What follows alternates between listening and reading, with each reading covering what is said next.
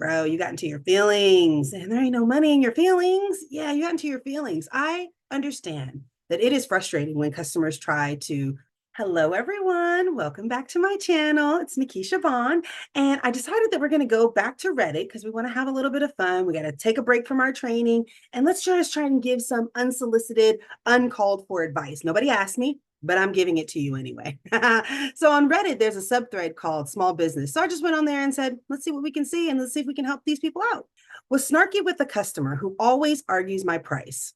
They, I guess the customer, sometimes sends in circuit boards for repair. I guess they do a repair business. Sometimes they ask for repair advice as they do basic work, which I'm always glad to help out with. And I always give repeat customers a 10 to 20% discount depending on the work required. They texted, meaning the customer, how much for X and Y repair.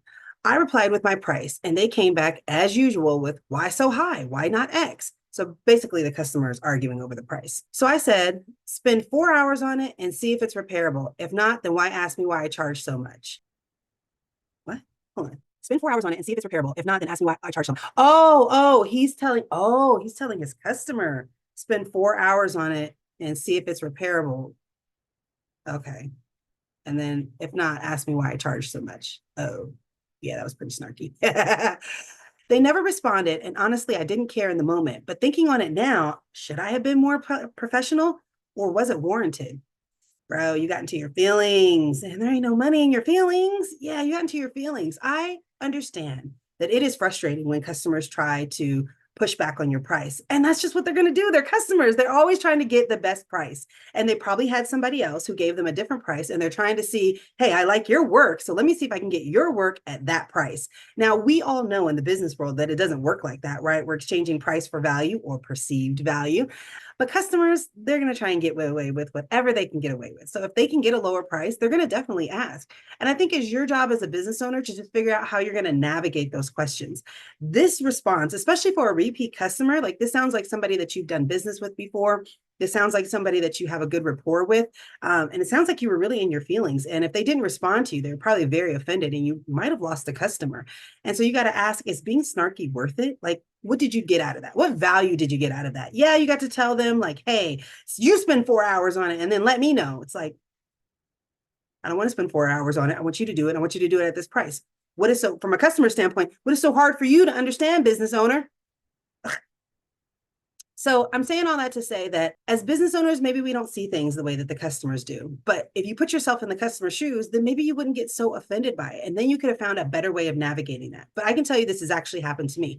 So you guys know I do consulting. You guys can go down to the description if you want to book me. At one of my consulting gigs, I gave him my price and I told him all the stuff that I was going to do and da da da da da. And he was like, oh, that price is kind of high. Do you think that you can negotiate down? And I'm like, well, the price is high because I'm going to be doing this and this and this and this and this and this and this. And you know what he said? Okay, you're right. That's a great price. I was like, are you kidding me? So were you just arguing for the sake of arguing? Were you just arguing so you could get a better price? Or were you making me try to prove my value? Like, what is that? Psychologically, I don't know what that is, but it's just something customers do. So I just learned to expect it now. And so my response now is just to say the price is this because of X value, Y value, value, value, value. Just talk in terms of value for them because now they can see what they're actually paying for. I think maybe now that we're kind of having this conversation, I think that they do that just to see, am I getting the value that I should be getting? Maybe that's kind of a customer's way of saying like, hey, I feel like you're charging me more. Like, what is it that I'm actually getting? And like, prove to me that I'm actually getting the value. And so maybe our job as business owners is just to prove that we actually have the value. Now you've worked with this customer before, so they probably already know, but they also do the work on their own. So, that's always hard because you're not really dealing with an end user customer. You're really doing B2B. So you have B2C, which is business to customer, right? That would have been an end user who doesn't do that repair work.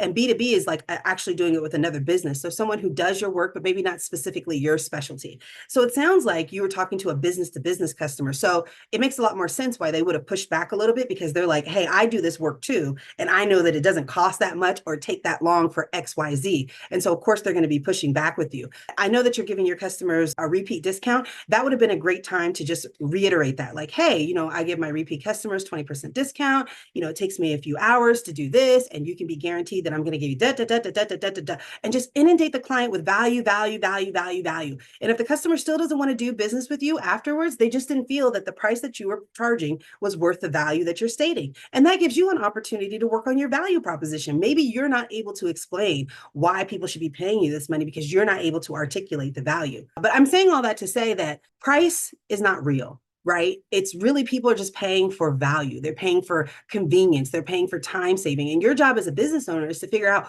what does that client feel as valuable so that when you're talking to them in terms of price, you talk in terms of value. The price is the price. The price is the price. Keep the price the price.